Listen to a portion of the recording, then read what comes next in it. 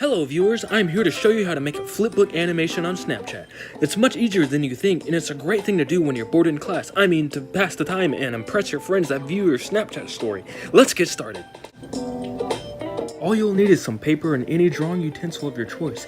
As you see in the video, I'm drawing the figures side by side rather than individual post-it notes.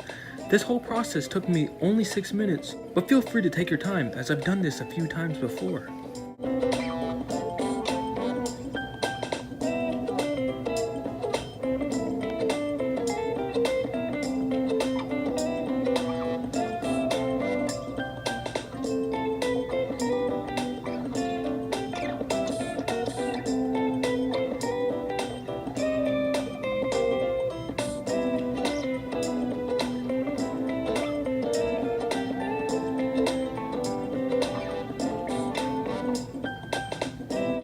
The next thing I would recommend is to get a few pieces of extra paper.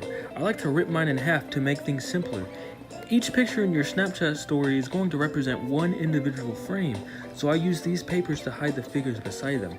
If you want to get serious, you can use some non-transparent paper or actually use a whole nother sheet of paper per frame.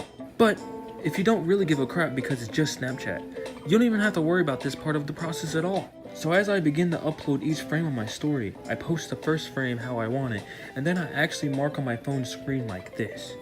The dot represents the center of the view, and the line represents the ground. This helps me keep centered for each frame. Make sure you use a marking that is easy to wash off. Here's me doing the uploading process. I am hiding any unwanted drawings from each frame with my papers. This process took about 6 minutes as well. Very easy, very simple. And there you have it, folks. All of your friends will be mind blown, and you will soon have the most views of all your friends on your Snapchat. If you liked the video, please leave a like, share to your friends, and subscribe.